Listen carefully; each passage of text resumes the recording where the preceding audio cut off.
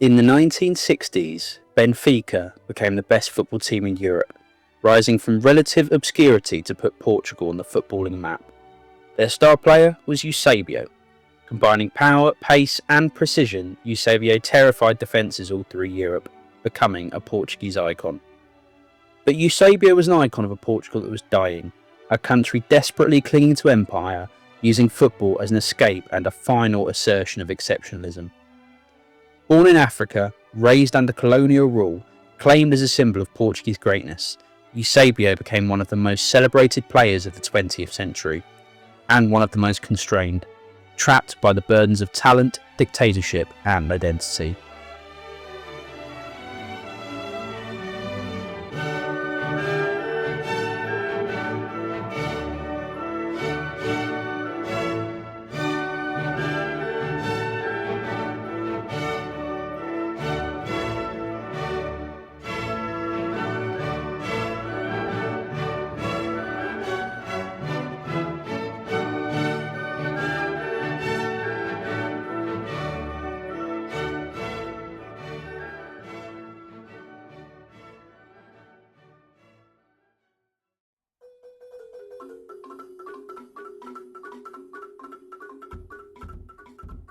Eusébio da Silva Ferreira was born in January 1942 in Lourenço Marques, the capital of Portuguese Mozambique. At the time, Portugal described itself as a pluricontinental nation, not an empire, but a single country spread across continents. In reality, Mozambique was a colonial possession, ruled through racial hierarchy, economic exploitation and political repression.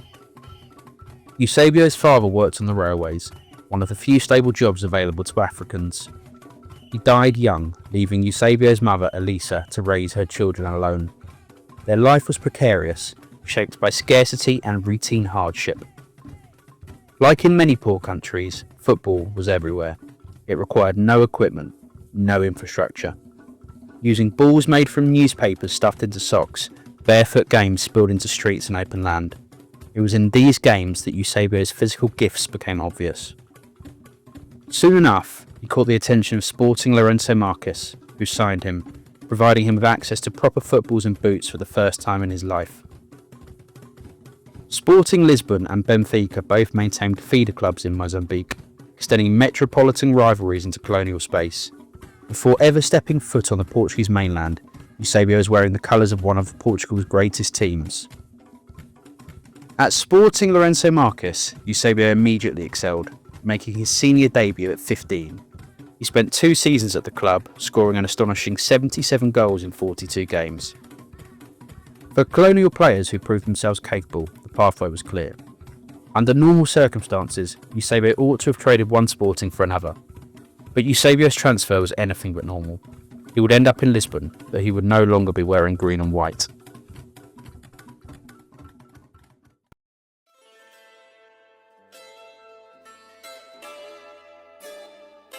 Eusébio ended up in the red of Sporting's bitter rivals Benfica. The exact details of how Benfica managed to steal a jewel from under the nose of their foes is controversial and contested to this day. While Sporting did nothing, confident that their affiliation with Eusébio's current club allowed them the right to take him whenever they were ready, a coach from Benfica's camp had heard about the young Mozambican prodigy and moved swiftly. They charmed his mother, offering a professional contract on big money, a much better deal than the offer of a trial he had received from Sporting. Benfica had won over Eusébio and his mother, but that was only half the battle. In January 1961, they moved him to Lisbon to complete the signing, but Sporting caught wind. They sent Hilario, a Sporting player who had made the same footballing journey from Lourenço Marques, to convince Eusébio to join Sporting. Fearing they would lose the starlet they had seized, Benfica moved him out of Lisbon to the Algarve, keeping him in paid accommodation under a false name to ward off unwanted eyes and wait for the heat to die down. Fearing that Sporting would find a way to hijack the hijacking, Eusébio was warned to stay indoors as he was in danger of being run over. A fearful Eusébio, on an unfamiliar continent, wanted to go home. But soon the transfer was completed. Sporting protested vehemently and tried to take legal action, but the Portuguese authorities ultimately ruled in favour of Benfica, the favourite team of the dictator António Salazar. Portugal in the 1960s was ruled by Salazar's authoritarian Estado Novo. The regime promoted national unity and order, clung on to empire long after most of the West had begun decolonising, and valued symbols that could project stability and prestige abroad. Under Salazar, Portugal was a backwater, economically and politically isolated compared to Western Europe. Alongside two other Fs, Fado and Fatima, football was a tool for national unity, a stage to demonstrate Portuguese modernity. In this context, as Eusébio's star rose, his existence as a black African superstar, claimed by a European nation, would allow the regime to press an image of intercontinental national unity that masked through continued colonial domination. For Eusébio, this transfer represented opportunity, displacement, and the beginning of a long negotiation with identity and control.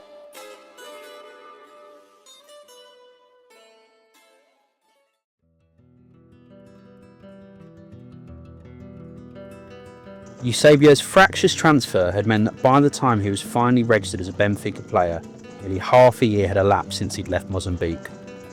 As he pulled on the Benfica jersey for his first competitive fixture, he was representing the newly crowned European champions. Under the tutelage of legendary coach and Holocaust survivor Bela Gutmann, Benfica became the first team other than Real Madrid to win the European Cup after defeating Barcelona in Bern.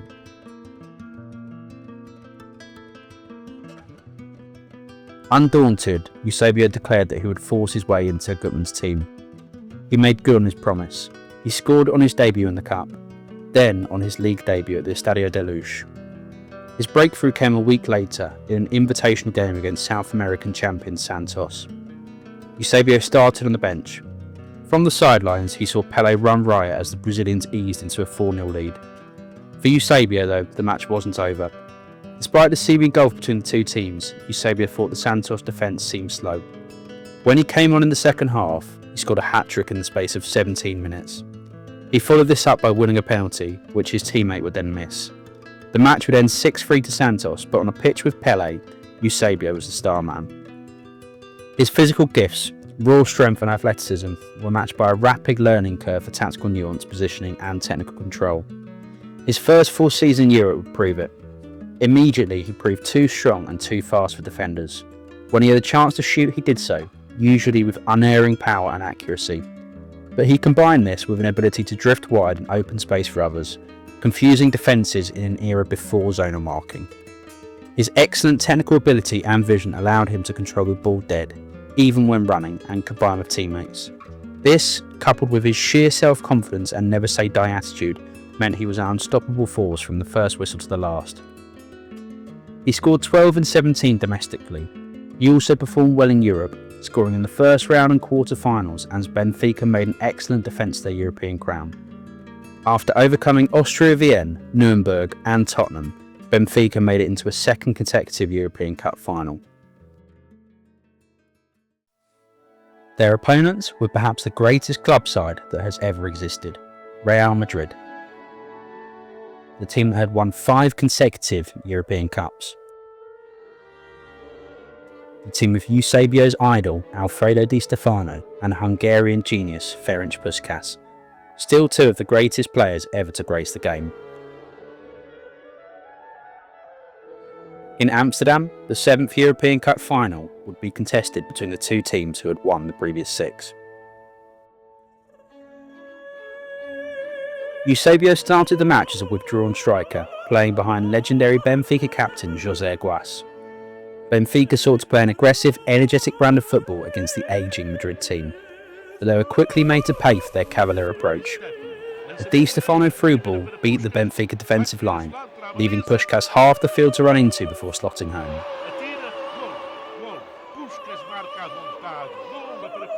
Minutes later, he doubled their lead, firing a long-range effort beyond Benfica's flailing keeper. The unification fight was going in favour of the old champions. Eusébio managed to engineer a lifeline for his team, smashing a free kick into the post, which was gleefully pounced upon by Aguas. He was also vital to Benfica's equaliser, teeing up Domiciano Cavem, who found the top corner. Now they were all level.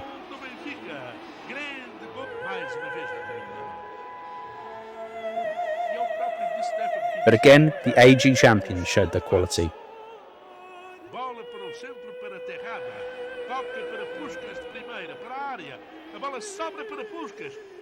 Puskás hit a low, rasping shot into the bottom corner to complete his second hat-trick in a European Cup final, all before half-time. What happened next has been much mythologised. What was said will never be truly known. But at half-time, in the dressing room, despite his team trailing, Gutmann possessed an air of impenetrable confidence. He went round every player calmly, reassuring them that if they played their game, they would overwhelm their tiring opponents. And that is exactly what happened. Cavem dropped deep and man-marked a tiring Puskás in the second half. Within minutes of the restart, it was the hat-trick hero who was caught in possession, with midfielder Coluna thundering in a rocket from nearly 30 yards. Suddenly, Puskás seemed an old and exhausted player, bested by youth and physical force. This theme was even more present in Benfica's fourth goal. Eusébio, barely out of his teens, left the old champion Di Stefano for dead. As he approached the box, Real Madrid had no legal way to stop him. Overwhelmed, all defender Pachín could do was crash into him. Eusébio dispatched. Benfica were in the lead for the first time in the match. It was the 64th minute. A topsy-turvy game still had plenty of time for more twists and turns. But Madrid was spent. When Eusébio lashed in a free kick just 3 minutes later, it ended Madrid long before the final whistle.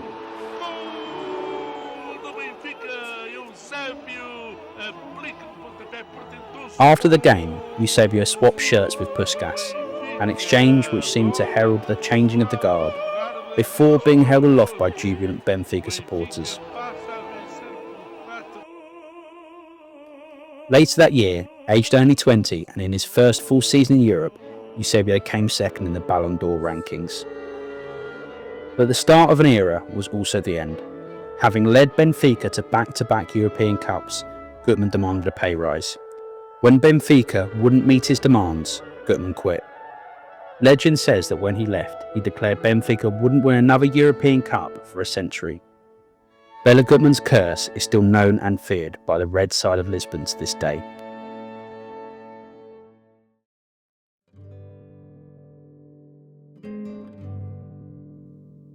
With Bela Gutmann gone, Benfica didn't collapse, but the nature of their success changed.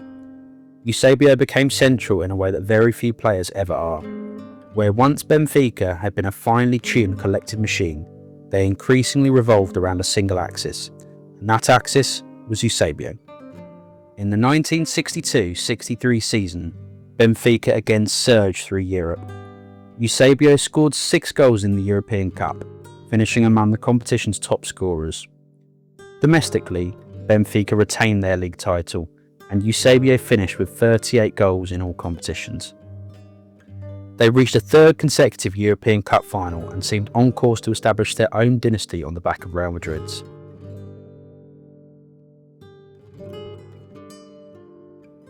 At Wembley, they took on AC Milan.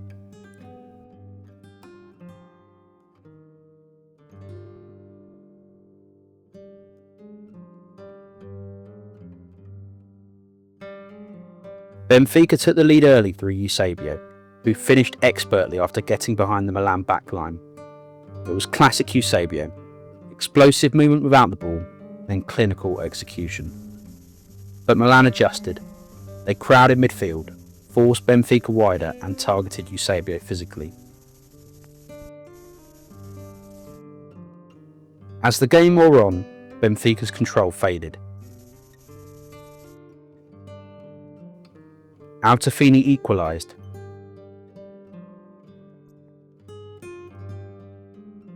Then he broke through behind Benfica's back line to turn the game on its head.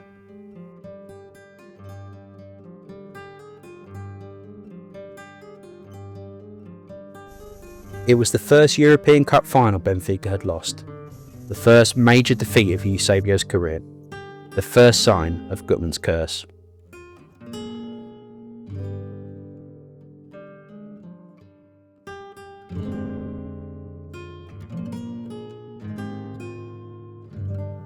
Despite the Wembley defeat, Benfica remained a force. Eusébio was entering his physical prime, stronger, more experienced, and devastatingly efficient. In 1963-64, a surprise 5-0 capitulation in Dortmund saw them dumped out of Europe in the first round. But in Portugal, he scored 28 league goals, helping Benfica secure another Primeira Liga title. They were among the favourites for the next season's European Cup, but the balance was shifting. Pioneered by Helenia Herrera's Inter Milan, who responded to AC Milan's European Cup win by taking the title off them the next season, defences across Europe were adapting. They no longer allowed Eusébio as much space to run. Instead, they sat back, fouled early, doubled up and forced him into physical battles. His role subtly changed too. Fewer pure sprints in behind, more responsibility dropping deep, holding the ball, drawing fouls and releasing teammates. They reached the final in 1965, facing defending champions Inter. Played at San Siro in torrential rain, the pitch became almost unplayable. Inter scored in the first half as a mud-caked ball squirmed through the arms of the Benfica keeper. Then they retreated into their infamous Catenaccio system.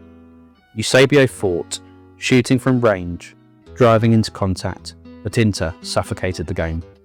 Benfica lost 1-0.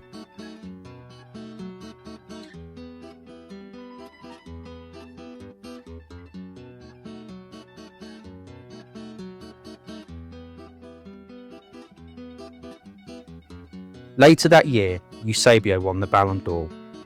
The boy from Mozambique was now Europe's best player. It was a recognition of his individual brilliance, a brilliance which was already outshining that of his team. With new football powerhouses rising, Eusébio would have had no shortage of offers were he to leave Lisbon. But as the face of the dictator's favourite team and a symbol of the nation, that was never an option.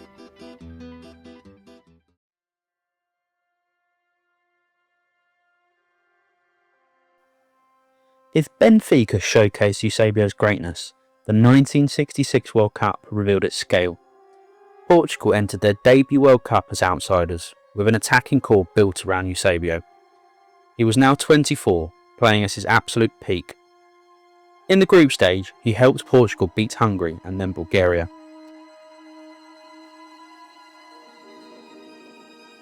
Then, in the final game, they faced double defending champions Brazil, spearheaded by Pelé. Eusébio had faced Pelé twice, in the 1961 exhibition match and in the 1962 Intercontinental Cup between Santos and Benfica. On both occasions, Pelé's side had run out easy winners. This time was different. Portugal dominated. They bullied a jaded Brazil, with Eusébio later claiming that they were one of the worst national teams he ever faced. He scored twice as Portugal closed the group with 3 wins from 3.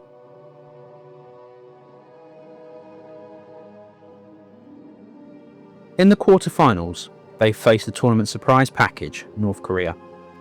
Rank outsiders before a ball was kicked, North Korea had stunned the footballing world by beating 2-time champions Italy and pipping them to a qualification spot. The match couldn't have started any worse for the Portuguese. North Korea's fairy tale seemed far from over as they raced out of the blocks, stunning their opponents with a first-minute goal.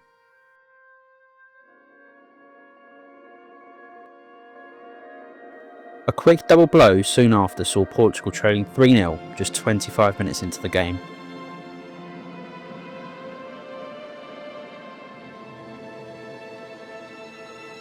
It was now, when the match seemed already beyond them, that Eusébio stepped up. He pulled one back 2 minutes later with a poacher's finish, racing back to the centre circle with the ball. When he was brought down in the box on the stroke of half-time, he smashed home a second to reduce their deficit to 1. In the second half, Eusébio picked up where he left off. All he needed was a small sight of goal to fire in an equaliser and complete his hat-trick. Minutes later, he drove into the box, being brought down by a combination of ragged Korean defenders. When he got up to take the penalty, everyone in the stadium knew what was going to happen. Eusébio played a key role in Portugal's final goal as they survived an almighty scare to run out 5-3 winners. Portugal's debut World Cup had seemed all but over, but Eusébio, almost single-handedly and through sheer force of will, had dragged his polycontinental nation through. In the semi-finals, they would play the host nation, England. Originally due to take place at Goodison Park, a last-minute change of venue saw the fixture move to Wembley Stadium. The change of destination saw the Portuguese team arrive in London late and face their opponents tired. Against England, Eusébio was a shadow of the player he had been in the previous matches. He was man-marked relentlessly by Nobby Styles. Every touch was contested, every run blocked. He could do little as England took a 2-0 lead. A penalty late in the game gave him the chance to bring Portugal back into the match, a chance he took, but it was already too late. At the final whistle, Eusébio wept. The image of him crying on the pitch became iconic. The tournament's best player laid bare by defeat and expectation. He scored in the third place playoff, ending the tournament with 9 goals, winning the Golden Boot and carrying Portugal to third place, their greatest World Cup achievement. For Salazar's regime, it was a moment of national pride, a priceless symbol. For Eusébio, it was a triumph tinged with regret. He would never again play in a World Cup.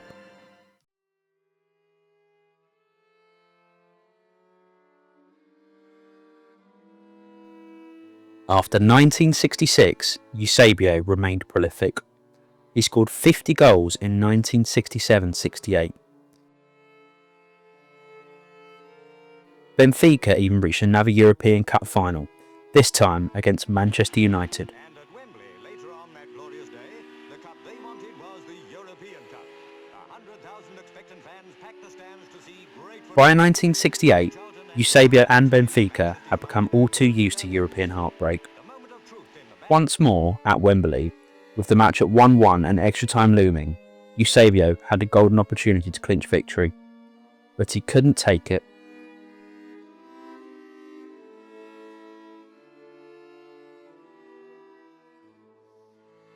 In extra time, Benfica collapsed.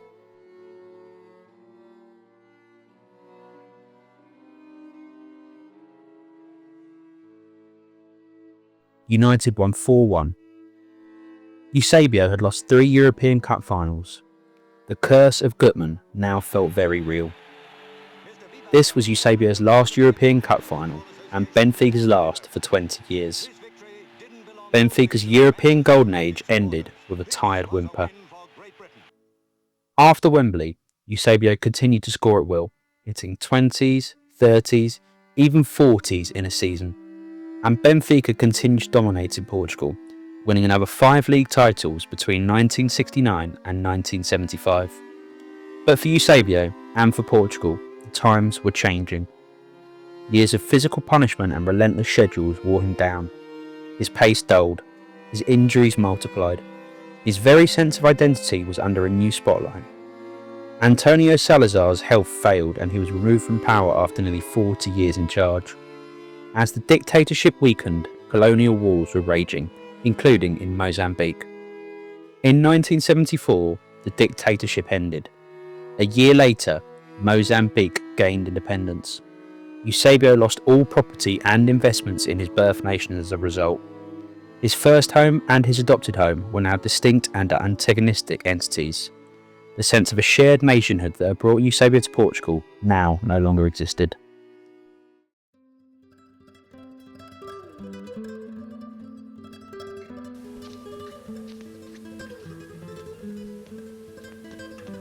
For the first time since he was 20, Eusébio was no longer a poster child for a fraying dictatorship. He was free to leave Benfica in search of a long overdue payday, but he was past his peak. Stints in America, Canada and Mexico followed, interspersed with brief returns to Portugal to play for lesser lights. It was a quiet end to a career defined by thunder and dynamism.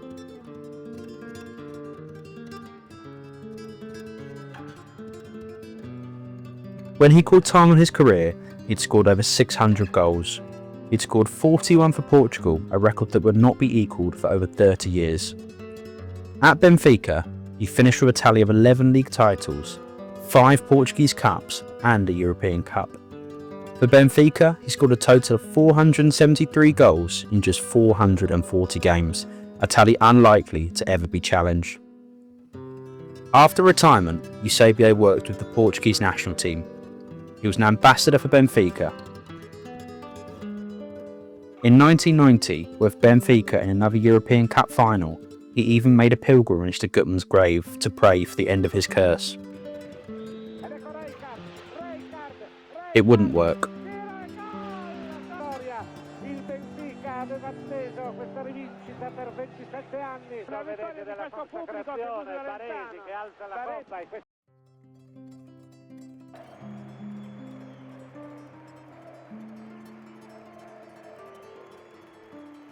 In 2014, aged only 71, Eusébio suffered a fatal heart attack.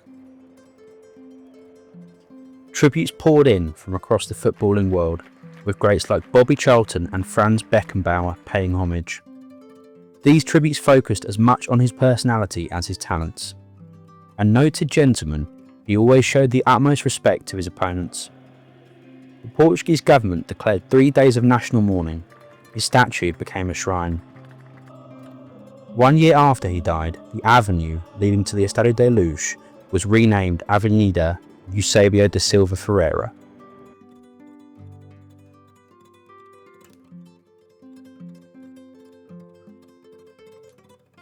Eusébio was brilliant, constrained by politics and history, an extraordinary talent living through extraordinary times, a child of empire, shaped by its limitations, who became one of its most potent symbols. A footballer who could outrun anyone, yet could not outrun politics. A Benfica legend, a Portuguese icon, Africa's greatest ever footballer.